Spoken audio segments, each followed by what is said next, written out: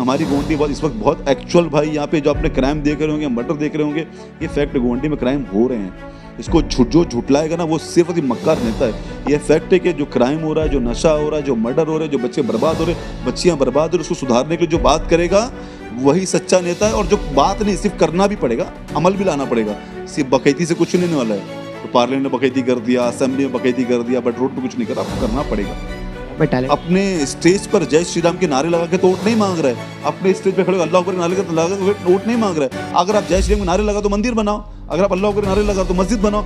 क्यों आप सियासत की बात कर रहे हो फिर भाई? क्या असेंबली के अंदर एक ओल्ड हैदराबाद, एक न्यू हैदराबाद है। जो ओल्ड हैदराबाद है ना भाई, वो सेम लाइक शिवाजी नगर बेगनवाड़ी है। अच्छा, नशा बोलो, क्राइम बोलो, सब आपको मिल जाएगा। ट्रक पेडलर बोलो, सब आपको मिल जाएंगे वहाँ पे। खड्डे बोलो, लाइट जाना बोलो, मतलब कोई डेवलपमेंट का काम नहीं है वहाँ। सिर्फ एक ही स्कूल चलती है, अकबरुद्दीन ओवैसी की चलती है। दूसरी स्कूल अब नाम की चलती है, वहाँ बच्चे रहते हैं। वहाँ सिंडिकेट चलता है, कोई दूसरी स्कूल चल जाएगी ना, उसको बंद करवा देते लोग। अरुण शाब्दी के हाथ में दे देना चाहिए। वो पूरा गोवंडी चला है, पूरा मुंबई चला है, सोलापुर चला है, और महाराष्ट्र का वर्किंग प्रेसिडेंट बनाया है हमको। तो महाराष्ट्र में जहाँ जगह कमजोर इलाका वहाँ फारूक शाब्दी को भेजना चाहिए। इम्तियाज़ जलील से बहुत ज़्यादा समझदार, ज़्यादा कैलिबर, ज़्यादा एलिजिबल इंसान कोई है, हाईली क्वालिफाइड आदमी है तो फारूक शाब्दी साहब है। मैं उनकी बहुत रिस्पेक्ट करता हूँ, उनको देना चाहिए। मैं एमएम पार्टी को लाइक नहीं करता। मेरे सामने इलेक्शन लड़ा, ये एमएम के सामने जो खड़ा हुआ वो नमरूद और फिरौन, मतलब दुनिया के सबसे बड़े काफिर, दुनिया के सबसे बड़े जालिम है। एक मुसलमान को जालिम बोलना, काफिर बोलना, सिर्फ इसलिए कि सियासत लड़ रहा है आपके सामने, शर्म आती है? तो सिर्फ और सिर्फ वोट की राजनीति हो रही है, सियासत की राजनीति है, दलालों की राजनीति हो रही है। भाई फारूक शाब्दी साहब को अगर मैं बताता हूँ महाराष्ट्र दे दिया जाए होल एंड सोल, तो यहाँ पे वो असद ओवैसी और अकबर ओवैसी भी चलने नहीं देंगे, वो अपनी चलाएंगे। और यहाँ पे एमएम को बहुत स्ट्रॉन्ग कर देंगे।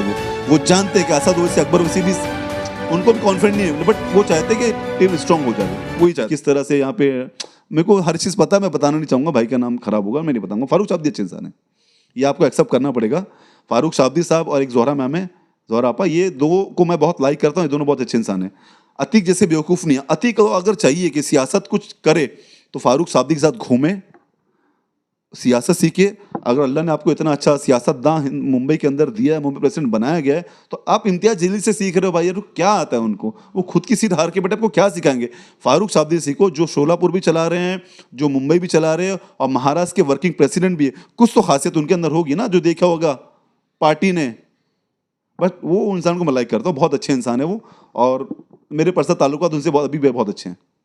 तो जिस तरह से 171 मानकोट शिवाजी नगर का जो अभी क्षेत्र है जहाँ पर एमआईएम की हवा है, अब एक ही पक्ष को जो है पूरा जो एमआईएम का थोप दिया है कि आप भी डिसाइड करो ये कैंडिडेट चुनकर कौन कैंडिडेट लड़ेगा, कौन कैंडिडेट कैपेबल होगा, उसी को लेकर आपका क्या, आपकी इसमें क्या राय है? अभी मैं तो पार्टी में नहीं हूँ, तो मुझे इंटरनल क्या चल रहा है मुझे पता नहीं, बट मुझे ऐसा लग रहा है कि फारूक शाब्दी के हाथ में दे देना चाहिए। वो पूरा गोवंडी चला है, पूरा मुंबई चला है, सोलापुर चला है, और महाराष्ट्र का वर्किंग प्रेसिडेंट बनाया है उनको। तो महाराष्ट्र में जहाँ जगह कमजोर इलाका वहाँ फारूक शाब्दी को भेजना चाहिए। इम्तियाज़ जलील से बहुत ज़्यादा समझदार, ज़्यादा कैलिबर, ज़्यादा एलिजिबल इंसान कोई है, हाईली क्वालिफाइड आदमी है तो फारूक शाब्दी साहब है। मैं उनकी बहुत रिस्पेक्ट करता हूँ, उनको देना चाहिए।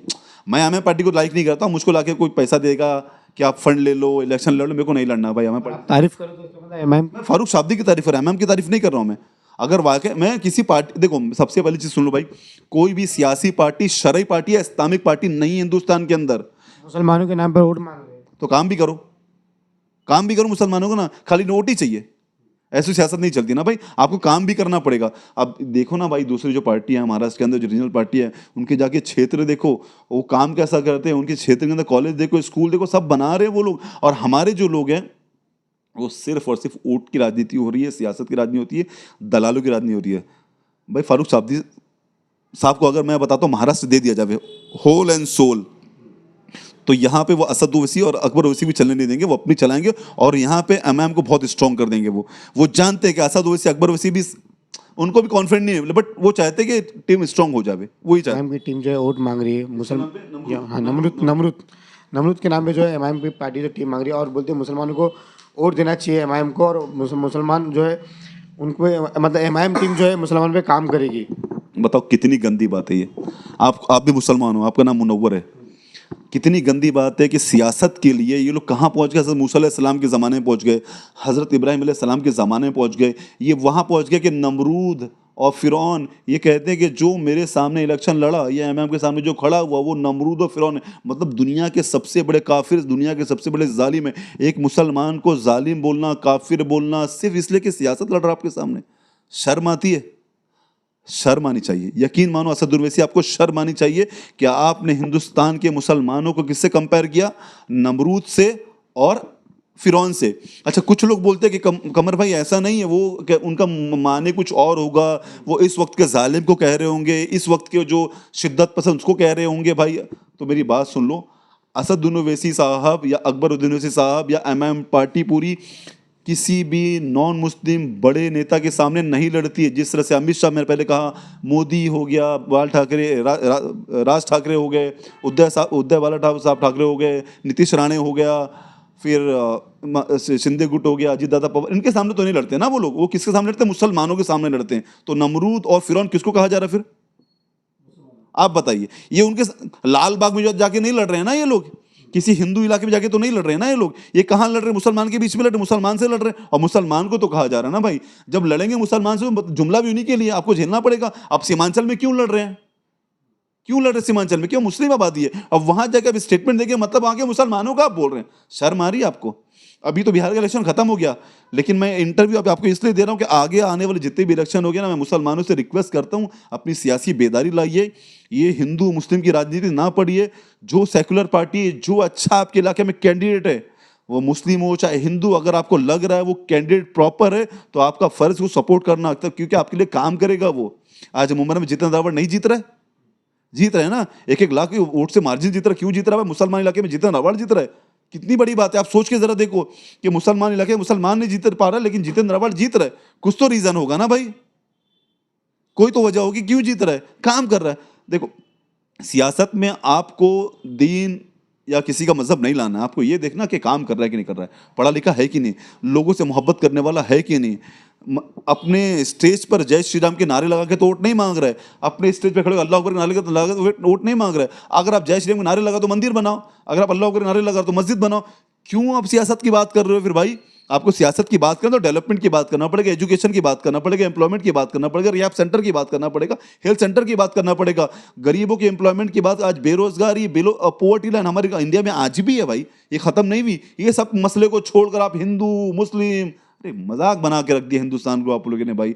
जो हिंदुस्तान की पहचान थी, जो मोहब्बत थी, आपने खत्म कर दी। इसमें सिर्फ बीजेपी का हाथ नहीं है। 2014 से पहले 2013 में अकबर उद्दीन का आज भी मेरे को स्टेटमेंट याद है जो हिंदू भाइयों के खिलाफ दिया था। अरे भाई मजाक बना दिया आप लोगों ने। नहीं, ऐसा नहीं होना चाहिए। सियासत को सुधारो आप लोग। तो क्या लगता है, अभी आपने जब इमाम पार्टी छोड़ दिया है, आगे कौन सी पार्टी आप ज्वाइन करोगे? मैं देखो, सियासत में तो मेरे को अब रहना है, क्योंकि अगर मुझको मेरी कौम का, मेरे लोगों का, मेरे इलाके का काम करना, तो सियासत में तो मुझको रहना है। लेकिन सेकुलर पार्टी में रहूंगा भाई, मैं किसी भी सेकुलर पार्टी में रहूंगा। सेकुलर पार्टी अब कोई भी हो सकती है भाई, वो सेकुलर पार्टी के अंदर रहूंगा तो मैं हिंदू का भी काम कर सकता हूँ, मुसलमानों का भी काम करता हूँ, अपने इलाके का भी काम करता हूँ, और उनके थ्रू फंड लाके अपने स्कूल में हमारी बच्चियों के लिए, हमारी मुसलमान की बच्चियों के लिए कम से कम कॉलेज बना सकता हूँ, जो बाहर की कॉलेज जाके नाकाम। हर कोई ऐसे ही बोलता है, इलेक्शन के टाइम पे जाकर, लोगों के बीच में जाकर हर कोई यही एक आश्वासन देता है, और जीतने के बाद वही जो है वो गुम हो जाता है। गोवंडी में आपने किसको रखा 20 साल से? मेरा सवाल आपसे, गोवंडी 20 साल से कौन है? समाजवादी पार्टी। आप सवाल करो उनसे, मेरे से सवाल क्यों कर रहे हैं आप? आपने जिसको वोट दिया एक मेरा सवाल मैं हर किसी से पूछूंगा, मेरा सवाल। हाँ, 20 साल से समाजवादी पार्टी, आप जाके सवाल करो। 15 साल से एमआईएम यहाँ पे घूम रही है, हमने उनको नगर सेवक दिया चीता के बनाकर, उनको हमने एमपी भी दिया, पूरे महाराष्ट्र के अंदर 7 से 8 एमएलए भी दिए, पूरे महाराष्ट्र के अंदर हमने उनको 100 से 150 नगर सेवक भी दिए। आप उनसे सवाल, मैंने आज तक किसी को, आज भी आप गए थे शायद फारूक साहब के पास, आपको सवाल करना था भाई, बहुत अच्छा आंसर आपको देते, लेकिन आप लोग ये गलती, आप सवाल ही नहीं करते। आप पूछो तो उनसे कि हमने इतना ने हैदराबाद से ज्यादा नेता महाराष्ट्र ने दिया मैम को, तो हैदराबाद में स्कूल मिल गई, हैदराबाद में कॉलेज चल रही है, मुसलमान को महाराष्ट्र में क्या दुश्मनी है मैम को, क्यों नहीं मेरा कॉलेज? आप पूछो ना सवाल यार भाई। ये हैदराबाद के जो सिंडिकेट चल रहे हैं ना एजुकेशन के नाम पर, कॉलेज के नाम पर, वो महाराष्ट्र में नहीं चला सकते लोग। महाराष्ट्र के लोग बहुत समझदार है भाई, यहाँ बहुत क्वालिफाइड, यहाँ पे एलिजिबल लोग बहुत हैं जो आपसे सवाल करेंगे मुझ जैसे। तो इसलिए उनको डर है, वो सिंडिकेट चलाने वालों को डर है कि अगर महाराष्ट्र में एजुकेशन के नाम पर कुछ झोल झाल करेंगे तो यहाँ के लोग पकड़ के बहुत मारेंगे। या हैदराबाद की तरह नहीं है लोग यहाँ पे आपको इग्नोर कर देंगे, चल मेरा भाई है, हैदराबादी भाई है। नहीं भाई, यहाँ मारामारी होगी, बहुत मारेंगे। अगर आपके अकबर उद्दीन ओवैसी जी चंद्रकांत गुट्टा ऐसा कुछ नाम है उनके असेंबली का। कभी आप वहाँ किसी को विजिट करा के देखो, उनकी असेंबली के अंदर एक ओल्ड हैदराबाद है, एक न्यू हैदराबाद है। जो ओल्ड हैदराबाद है ना भाई, वो सेम लाइक शिवाजी नगर है, बेगनवाड़ी है। अच्छा। नशा बोलो, क्राइम बोलो, सब आपको मिल जाएगा। ड्रग पेडलर बोलो, सब आपको मिल जाएंगे वहाँ पे। खड्डे बोलो, लाइट जाना बोलो, मतलब कोई डेवलपमेंट का काम नहीं है वहाँ। सिर्फ एक ही स्कूल चलती है, अकबरुद्दीन ओवैसी की चलती है। दूसरी स्कूल आप नाम की चलती है, वहाँ बच्चे रहते हैं। वहाँ सिंडिकेट चलता है, कोई दूसरी स्कूल चल जाएगी ना, उसको बंद करवा देते हैं लोग। अच्छा, ओल्ड सिटी बहुत अभी डेवलप नहीं है, बहुत पिछड़ा इलाका है। और हैदराबाद से अगर आप असेंबली हो ओल्ड सिटी से, तो आपको ओल्ड हैदराबाद में रहो ना भाई। आप रहते हैं न्यू हैदराबाद में, मैं अकबरुद्दीन ओवैसी की बात कर रहा हूँ भाई। हाँ, आप लोग अबू हाशिम आज़मी को टारगेट करते हो कि कोलाबा में रहते हैं, गोवंडी में एमएलए। आप जाके एमएम से सवाल करो ना भाई कि अकबरुद्दीन ओवैसी कहाँ रहते हैं। वो ओल्ड हैदराबाद में रहते हैं कि न्यू हैदराबाद में रहते हैं, आपको पता चल जाएगा कहाँ रहते हो। तो नेता नेता होता भाई, कहीं का भी हो, सिर्फ सियासत करने वाला। वो आपके बीच में रहने आने वाला नहीं है। वो आपके लिए जज्बात ही उसके पास नहीं है, सोच ही नहीं है। वो सिर्फ स्टेज के लिए जज्बात आते हैं। वो पूरी जो एक्टिंग होती है ना, आधे घंटे के मुकम्मल, उसके लिए वो प्रिपेयर होके आते हैं। वो प्रिपेयर होके आते हैं कि मुझको लोगों को कैसे मोटिवेट करना है, कैसे लोगों को आकर्षित करना है, उनको पता है। और वो कर रहे बराबर, और वो करते रहे, क्योंकि हम जैसे उल्लू बैठे ना उनको वोट देने के लिए। हम सवाल करने वालों में से नहीं है। हम लोग सिर्फ देखते हैं बस इस्लाम के नाम पर वोट मांग रहा है। मेरा भाई है, मेरी क़यादत मजबूत हो गई, क़यादत मजबूत नहीं हो रही भाई। तुम कमजोर हो रहे हो, वक्त जा रहा है, ना आपको स्कूल मिल रहा है, ना कॉलेज मिल रहा है, कुछ आपको नहीं मिल रहा। आपके बच्चे कल भी वही थे चरती, आज भी गंजनी, कल भी वही रहेंगे। जो गोवंडी का क्राइम रेट है वो भाई नहीं खत्म होने वाला है। अगर खुदा ना खास्ता मैं नेता बनता हूँ, अगर आप मुझको नगर सेवक बनाते हो, तो गली मोहल्ला गटर मेरा काम नहीं है भाई। ये बीएमसी करेगी ना। As a advocate, as a पढ़ा लिखा इंसान, एज अ नगर सेवक, मेरा काम है कि यहाँ के जो बच्चे ना नशे में मुब्तला हैं, यहाँ के बच्चे जो अनएजुकेटेड है, यहाँ के जो बच्चे जो फुकट घूम रहे, उनको मैं एजुकेशन पे लगाऊं, रिजर्वेशन लाऊं, कुछ तो करूं, ऐसे स्कीम लाऊं जिससे मेरी गोवंडी के मेरे लोगों का भला हो। मेरे को सिर्फ काम करना है यहाँ के स्कूल और कॉलेज पर, बस। इसके अलावा एजुकेशन पर काम करना है। मैंने अपनी बच्ची का नाम भी इकरा रखा है। इकरा मतलब पढ़ो, एजुकेशन। तो मेरे को काम उस पर करना है भाई, उसके अलावा और कोई काम नहीं करना। बीएमसी बाकी सारे काम कर लेगी, संडास बाथरूम गटर वाली सब बोले देख लें, मेरा काम एजुकेशन में काम करना है। जैसे 4 साल से जो नगर सेवक नहीं थे, जिसको लेकर बीएमसी ने काफ़ी काम किया, और कहीं गटर नाली भी भरे हुए, लोग परेशान थे कि सबके मन में एक ही बात थी कि नगर सेवक नहीं है। मैं अभी बात काट रहा हूँ मैं, एक चीज़ मेरे को बोलो। अच्छी आई है अभी इस वक्त, कि जितने भी यहाँ पे घूम रहे हैं ना, जितने भी यहाँ घूम रहे इस वक्त इलेक्शन लड़ने के लिए, है ना, ये सबका मुद्दा वही, ये सब झूठ बोलते हैं। झोलर साहब जितने मेडिकल कैंप करवा देंगे, गटर साफ करवा देंगे, झाड़ू लगवा देंगे, ताकि आपके दिमाग को झाड़ू मार सके। बाद में ये लोग गुल हो जाएंगे। ये लोग कुछ करने वाले नहीं है। जो एक्चुअल काम है नगर सेवक का, वो यहाँ के लोगों को प्रेजेंट करना बीएमसी के अंदर। और बीएमसी की जो स्कीम्स आती है, बीएमसी का जो फंड आता है, वो आके पब्लिक को बताना है, पब्लिक हित में काम करना है, और कॉर्पोरेशन को बताना है। ये दोनों के बीच में जो एक मीडिएटर होता है ना, उसको बोलते हैं नगर सेवक, कॉर्पोरेटर। तो आपको वो काम करना है भाई, आपको डेवलपमेंट का काम करना, ना कि आप गटर साहब। वो बीएमसी के बस लगे हुए, दस्तक बस्ती वाले लोग लगे हुए हैं, कई वहाँ पे जॉब पे लगे, वो करते हैं, उनका काम है, करेंगे वो लोग। तो क्या संदेश देंगे जनता को? जनता जाग जाए, सियासी बेदार हो जाए। इस्लाम के नाम पर, दीन के नाम पर, या किसी के अल्लाह उसके रसूल के मतलब अच्छे अच्छे कलमात के नाम पर वोट अगर आप दे रहे हैं, तो उनसे सवाल करो कि ये तो बहुत अच्छी बात है, इसमें सवाब भी मिलेगा जो आप नारे लगा रहे हो, बहुत अच्छी बात है। ना शरीफ भी 2-4 पढ़ दो, कव्वाली भी पढ़ दो, आपको जो करना करो, बट ये बताओ कि आप डेवलपमेंट की बात क्या कर रहे हैं, आप एजुकेशन के लिए क्या कर रहे हैं।